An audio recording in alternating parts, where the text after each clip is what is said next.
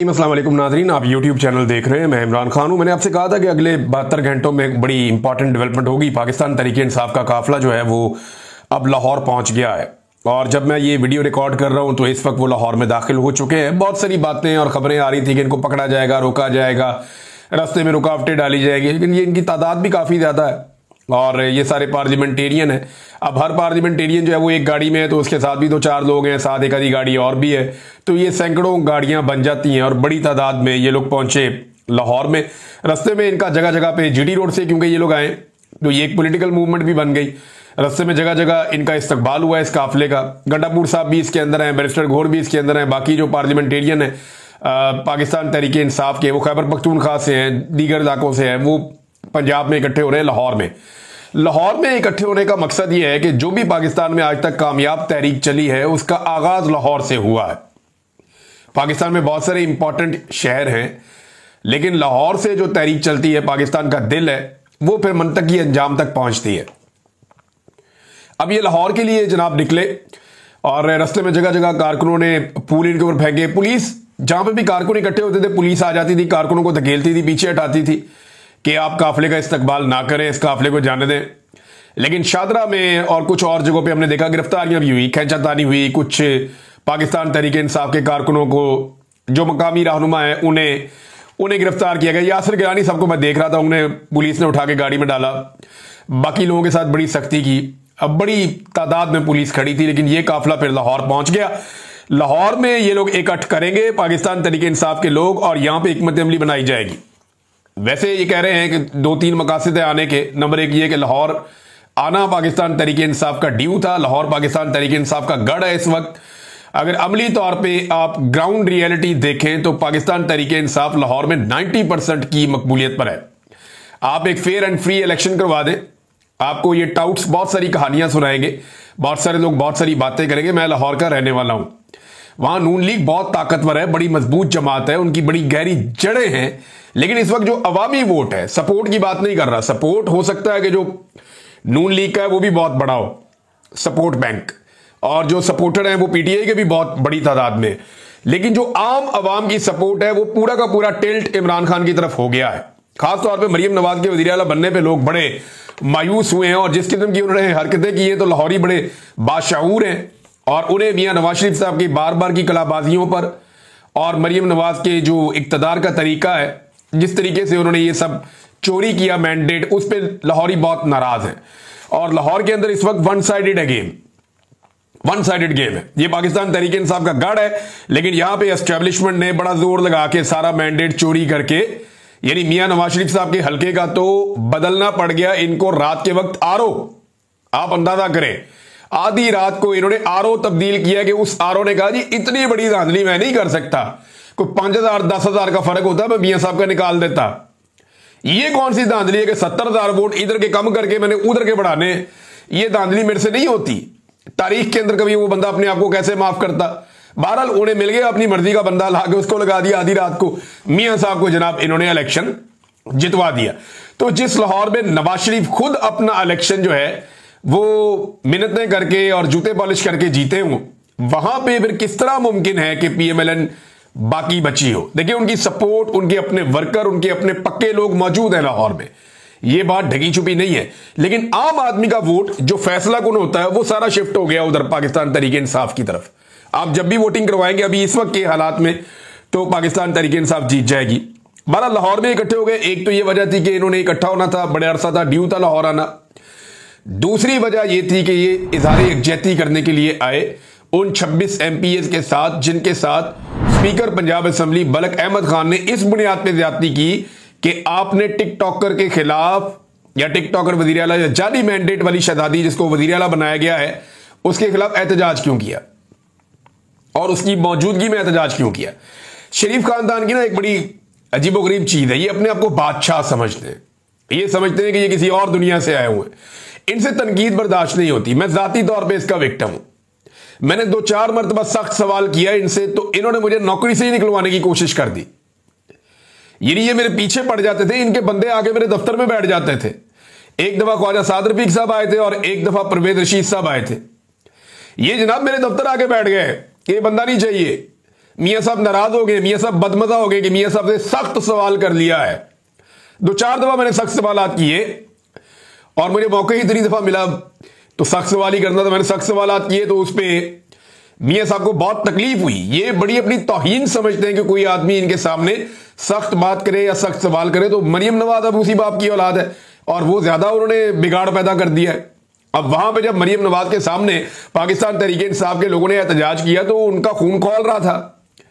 उन्होंने कहा ठीक है जी, इनको सजा दे, निकालो इनको। और स्पीकर बेचारे ने वो अपना आइन देखा, ना कानून देखा, ना दस्तूर देखा, ना रवायात देखी, कोई चीज नहीं देखी, उठा के बाहर फेंक दी बंदे कि जनाब 26 बंदे में फारिग कर रहा हूं।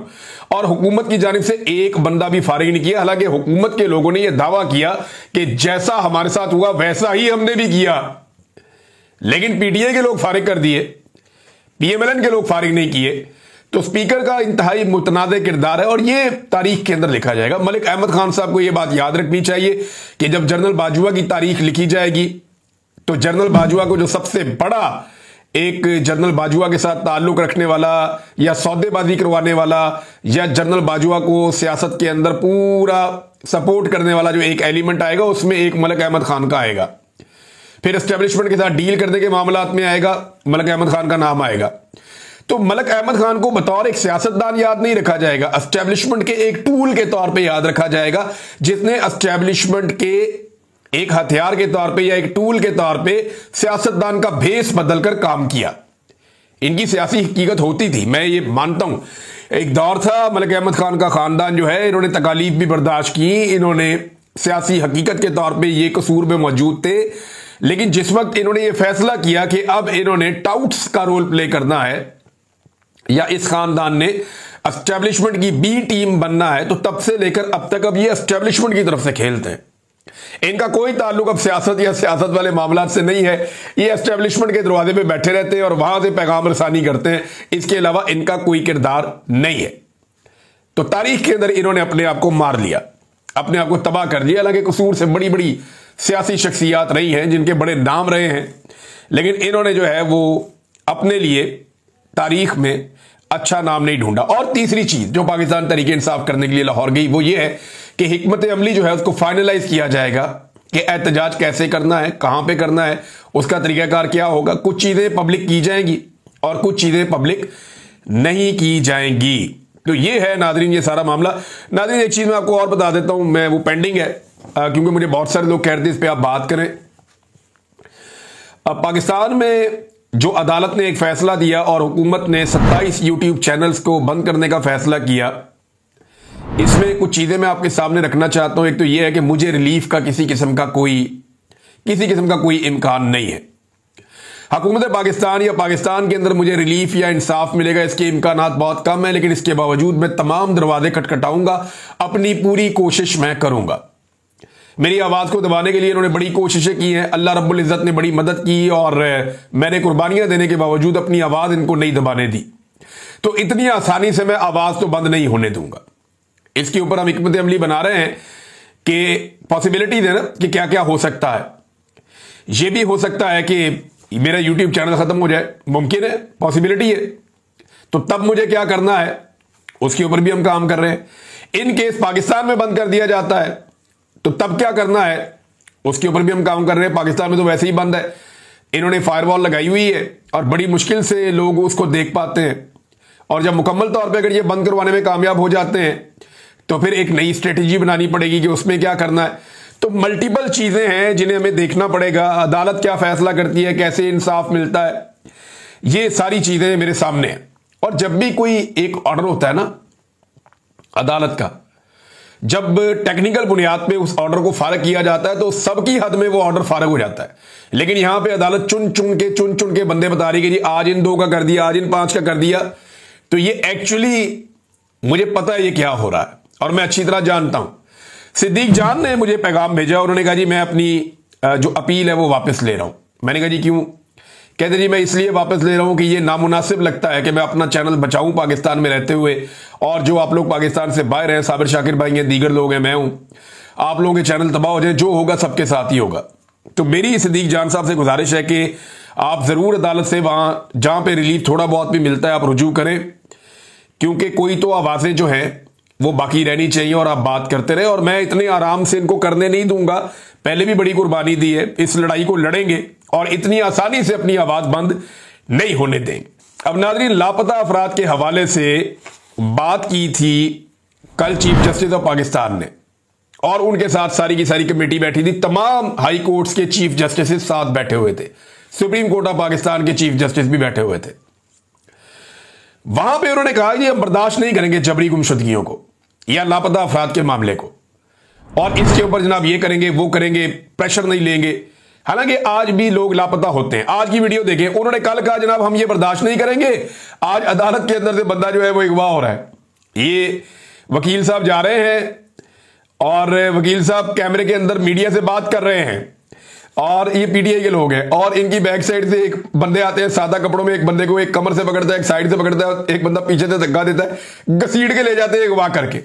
अंदाजा करें आप, यानी सरेआम अदालत के अंदर से बंदा अगवा हो रहा है। कल चीफ जस्टिस ऑफ पाकिस्तान कह रहा है कि मैं जबरी तौर पे गुमशुदगियां लापता लोगों को नहीं होने दूंगा, और आज देखिए अब जबरी तौर पे सादा कपड़ों में लोग, ना कोई वारंट, ना कोई कागज, ना कोई पत्थर, ना दिखाया, ना अपनी शिनाख्त करवाई, ना ये बताया तुम्हारा जुर्म क्या है, बंदा पकड़ा, घसीटा, गाड़ी में डाला, ओ गए कैमरों के सामने अदालत के अंदर।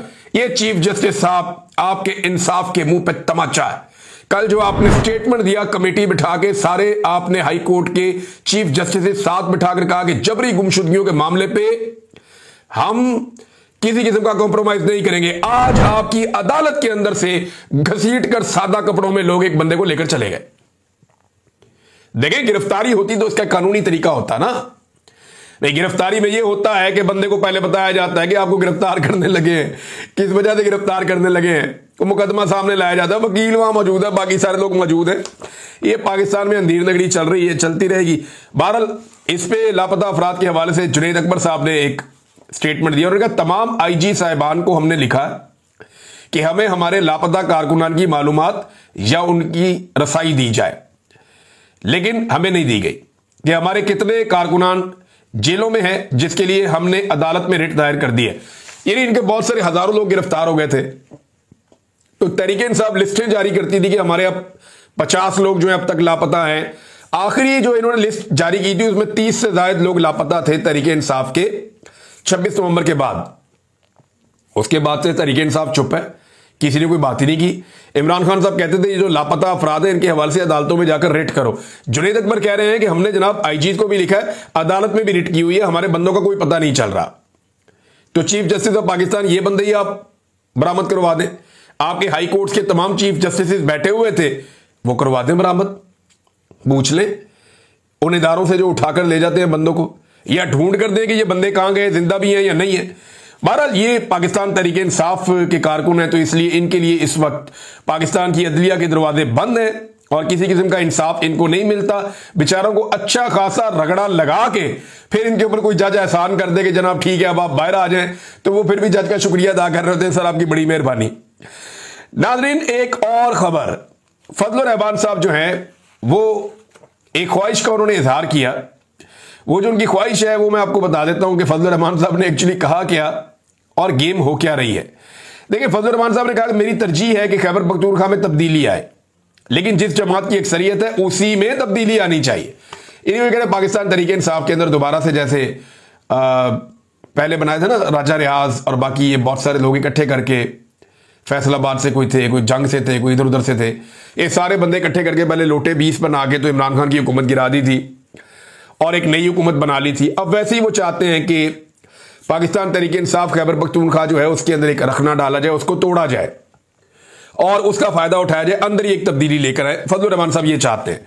लेकिन गंडापुर साहब एक बात कहते थे कि फजलुर रहमान पे एतबार नहीं किया जा सकता क्योंकि इनका बाप भी इन पे एतबार नहीं करता था, और वो ये कहता था कि इसके सामने मैंने बात नहीं करनी, ये मेरी बातें सुन के जाके बताता है एजेंसियों को। ये गंडापुर साहब की बात बड़ी मायूब लगती थी, लेकिन अब कुछ चीजें जो हैं वो बड़ी अजीब तरीके से सामने आ रही है।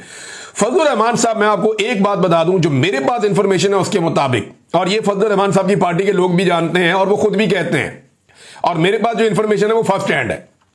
फजलुर रहमान किसी भी सूरत में किसी भी अपोजिशन के इत्तेहाद में एस्टेब्लिशमेंट की मर्जी के बगैर शामिल नहीं होंगे, ना कोई फाल किरदार अदा करेंगे। अगर एस्टेब्लिशमेंट शामिल हो जाए या एस्टेब्लिशमेंट जो है वो चाहेगी तो वो कदम उठाएंगे। फर्ज करें एस्टेब्लिशमेंट न्यूट्रल हो जाती है तो तब फजलुर रहमान साहब जो है वो अपना सियासी फायदा देखेंगे। वो ये देखेंगे मैंने इधर जाना, ये इधर जाना, मुझे सियासी फायदा कहां पे है एस्टेब्लिशमेंट के न्यूट्रल होने की सूरत में। इस वक्त वही फजलुर रहमान साहब जो हुकूमत को दिन रात बुरा कहते हैं, जो कहते हैं जाली हुकूमत है, जो कहते हैं फ्रॉड हुकूमत है, जो कहते हैं महंगाई लेकर आ गए, जो कहते हैं गलत इनकी पॉलिसीज हैं, जो कहते हैं ये इसराइल को तस्लीम क्यों करने जा रहे हैं, जो हर बात के ऊपर एतराज करते हैं, जो हर बात के ऊपर नुक्ताचीनी करते हैं, आज वही फजलुर रहमान उसी हुकूमत के साथ बैठ के ये सौदा कर रहे हैं कि हमने ज्यादा से ज्यादा सेनेटर खैबर पख्तूनख्वा में कैसे हासिल करने। ये है बात। यानी इनके जो टोटल बनते हैं ना, अगर ये बड़ा भी जोर लगाएं तो इनके 3 सेनेटर बन जाते हैं, लेकिन वो कहते हैं जी हम 5 सेनेटर अपने बनाएंगे। अब ये 2 कैसे बनाएंगे, इनको वोट कौन डालेगा, यही बात है ना, लोटाइज्म होगा। वहां पे पैसा दिया उससे वोट ले लिया, वहां पैसा दिया उससे वोट ले लिया, इस बंदे को लालच दे दिया, उस बंदे को लालच दे दिया, उससे वोट ले लिया। तो अब ये फजलुर रहमान साहब और बाकी लोग जो है ये इंसानों की मंडी लगाने जा रहे हैं ये आलम दीन, लेकिन इंसानों की मंडी सेनेट की 1 नशिस्त के लिए, 2 नशिस्त के लिए ये लोग लगाएंगे। और फजलुर रहमान साहब हमेशा से स्टेटस को का हिस्सा है, स्टेटस को की पॉलिटिकल पार्टीज के वो हामी हैं, हर मरतबा वो बेनिफिशियरी बन जाते हैं। इस मरतबा वो अपोजिशन साइड पे बैठ के एंजॉय कर रहे हैं, कर वो इंजॉय रहे हैं। और एस्टेब्लिशमेंट के पास फजलुर रहमान साहब की ऐसी कमजोरियां हैं कि फजलुर रहमान साहब अपनी पूरी जिंदगी में एस्टेब्लिशमेंट की मर्जी के बगैर कोई एंटी एस्टेब्लिशमेंट बड़ी तहरीक नहीं चला सकते, मुमकिन नहीं है। इन्होंने एलएफओ में मुशर्रफ को वोट दिया था, ये हमेशा वो काम करेंगे जिससे फायदा होगा एस्टेब्लिशमेंट को। तो फजलुर रहमान साहब के बारे में गंडापुर साहब की राय ठीक थी, वो गलत राय नहीं थी, बात उनकी ठीक थी। शहबाज शरीफ साहब ने एक दावा किया, नाज़रीन हैरान कुन दावा कर दिया, मैं आपके सामने रखता हूं। एक तो शहबाज शरीफ ने कहा जी कि अल्लाह मुझसे पूछेगा दुनिया में क्या काम किया, तो मैं कहूंगा कि मेरिट पर काम किया।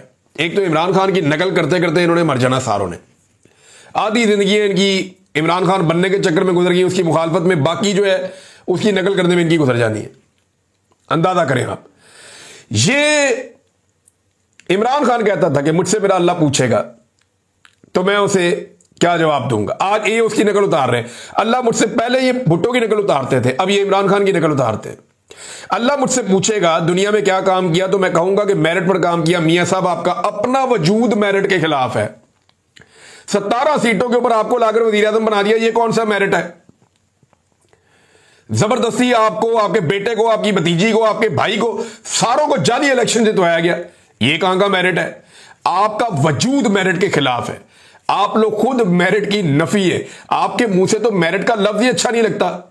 आपने उठा के सारे रिटायर और हाजिर सर्विस जर्नलों को बड़े बड़े ओहदों के ऊपर बिठा दिया है, ये मेरिट है? और भाई जो लोग सिविलियन हैं, जो ट्रेंड है इस काम के लिए, जिन्होंने तालीम हासिल की इस काम के लिए, उनको हटा के आप यूनिफॉर्म वाले लोगों को ला ला कर बिठा रहे सिर्फ इसलिए कि आपने बूट पॉलिश करनी है, ये मेरिट है आपका?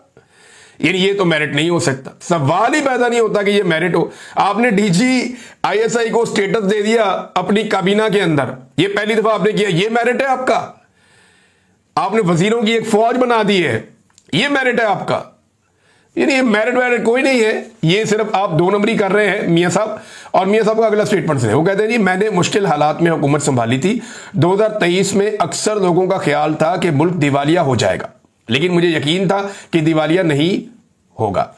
देखिए, एक तो मुश्किल हालात में आपने हुकूमत नहीं संभाली, आपके लिए हालात बहुत मुश्किल थे, अवाम आपसे नाराज थी, ये मुश्किल थी। लेकिन एक बात आपने ठीक की है कि 2023 में लोगों का ख्याल था कि मुल्क दिवालिया हो जाएगा, और सबसे बड़ा ख्याल ख्वाजा आसिफ का था और आप लोगों का अपना था, और हम वो रिपोर्ट कर रहे थे। 2022 में किसी का ख्याल नहीं था कि यह मुल्क दिवालिया हो जाएगा, क्योंकि जब इमरान खान वजीर आजम था तो आप एक मुझे कोई लाकर दिखाएं चीज या डाटा या कुछ जिसमें कोई ये आगाह किया गया हो या इस खदशे का इजहार किया गया हो या किसी वजीर ने यह कहा हो कि यह मुल्क दिवालिया होने जा रहा है। एक बंदा नहीं कह रहा था, मीडिया भी नहीं कह रहा था, कोई नहीं कह रहा था इमरान खान के दौर में कि मुल्क दिवालिया होने जा रहा है। 2022 में इमरान खान की हुकूमत के गिरने के वक्त तक कोई नहीं कह रहा था कि मुल्क दिवालिया होने जा रहा है। आप इक्तदार में आए, आपने इकोनॉमी का बेड़ा गर्क किया, लोग आपके खिलाफ हो गए, आपने गलत फैसले किए, उनके नतीजे में 2023 में जाके 1 साल के अंदर आपने वो तबाहियां फेरी कि मुल्क दिवालिया होने लगा था। फिर आपने इसका हल क्या निकाला? आपने अवाम का दिवालिया निकाल दिया, अवाम का जो आपने खून निचोड़ लिया, और वो पैसा इकट्ठा करके आपने दुनिया को बताया हम दिवालिया नहीं हो रहे। आज पाकिस्तान की अवाम जो है ना, आधी अवाम पाकिस्तान की गुर्बत की लकीर से नीचे जा रही है। ये बेड़ा गर्क आपने किया इस मुल्क का। पाकिस्तान को लाखों लोग, 30 लाख लोग पाकिस्तान को आपके आने के बाद से पाकिस्तान को छोड़कर चले गए। सरमायाकार बड़ी तादाद में, लाखों की तादाद में पाकिस्तान को छोड़कर चले गए। लोग पाकिस्तान से सरमाया निकाल कर लेकर जा रहे हैं। 50 साल की कम तरीन सरमायाकारी आपके दौरे हुकूमत में हुई है। कोई पाकिस्तान में पैसा लगाने के लिए तैयार नहीं है। दहशतगर्दी कहां से कहां पहुंच गई है। बेड़ा गर्क कर दिया आपने इदारों का, अदालतों का, पार्लियामेंट का, हर चीज का। और आप ये कह रहे हैं कि आपने मुल्क को दिवालिया से बचा दिया। आप इखलाकी दिवालियापन का शिकार है और आपने पूरे पाकिस्तान की आवाम को दिवालिया कर दिया है। सिर्फ आपने एक काम किया कि लोगों से निचोड़ निचोड़ के पैसा इकट्ठा किया, और अब आप साबित कर रहे हैं कि दिवालिया नहीं हुआ। वो करने भी आप ही आए थे, कर भी आप ही रहे थे, और बचाया पाकिस्तान की आवाम ने है। आवाम ने कीमत चुकाई है दिवालिया से बचने की। आपकी तो फैक्ट्रियां चल रही हैं, आपके बच्चों के तो काम चल रहे हैं, आपके तो ठेके बांटे जा रहे हैं, आपके मामला तो आज भी कंट्रोल्ड है। पाकिस्तान के बाहर अंदर हर तरफ आपकी चीजें, आपकी तो मौजें ही मौजें हैं। इलाज आज भी आप लोग पाकिस्तान से बाहर जाके करवाते हैं। आपके स्विमिंग पूल में तो गर्म पानी मौजूद होता है नहाने के लिए। आप तो एक लग्जरी लाइफ गुजार रहे हैं। आम आदमी से पूछे जिसने ये दिवालियापन बर्दाश्त किया है और जिसकी अपनी पसली टूट गई है पाकिस्तान को संभालते संभालते, और ये आप लोगों ने किया। ये लोग नाजरीन पाकिस्तानियों को ना जख्म देते हैं, और जख्म देने के बाद ना उनके ऊपर नमक छिड़कते हैं। ये मरियम नवाज का एक स्टेटमेंट आया हुआ है। ये स्टेटमेंट आप देखें, उम्मीद है कि पंजाब का हर किसान खुश और खुशहाल होगा। यार ये स्टेटमेंट है देने वाला। पहले किसान की कमर तोड़ दी, गन्ने के किसान का बेड़ा गर्क किया, गंदम के किसान का बेड़ा गर्क किया इन्होंने। किसानों की कोई, यानी कपास, इन्होंने तारीखी सतह पे कपास नीचे चली गई है।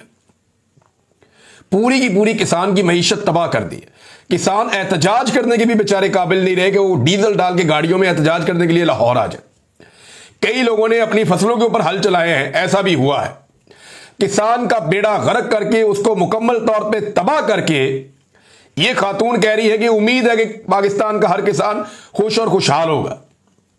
हद नहीं हो गई। अब ये किसान को थोड़े थोड़े पैसे बांटेंगे कि आओ खैरात पे लग जाओ तुम भी। तुम्हें कोई हक नहीं है कि तुम अपनी मेहनत करके कमाओ और मेहनत से पैसा बनाओ, और तुम्हारी सब्जी, तुम्हारा अनाज मार्केट में जाके बिके और तुम उसके जरिए से खुशहाल हो जाओ। ये तुम्हें कोई हक नहीं है। हमने खुशहाल करना है गैर मुल्की किसान को जिसकी गंदम हमने इंपोर्ट करनी है। हमने गैर मुल्कियों को खुश करना है, हमने ताजर को खुश करना है, हमने मिडल मैन को खुश करना है, हमने किसान को खुश नहीं रहने देना। किसान की गंदम पड़ी रही, खरीदने वाला ही कोई नहीं था। वो बेचारे ने नुकसान के अंदर गंदम बेची है, ये कह रहे हैं जी खुशहाल हो गया किसान। ये पहले जख्म देते हैं, उसके बाद नमक छिड़कते हैं। ये इनका तरीका वारदात है, और ये भीख पे लगाना चाहते हैं सारी कौम को। किसान तो हमेशा से खुद कफील है, लेकिन आप लोगों ने किसान को दीवार के साथ लगा दिया। एक अतर मन अल्लाह साहब का नाज़रीन स्टेटमेंट है, और अतर मन अल्लाह साहब ये कहते हैं कि ताकतवर तबका पुलिस को कंट्रोल कर रहा है, जबकि कानून के मुताबिक पुलिस को आजाद और गैर जानिबदार होना चाहिए।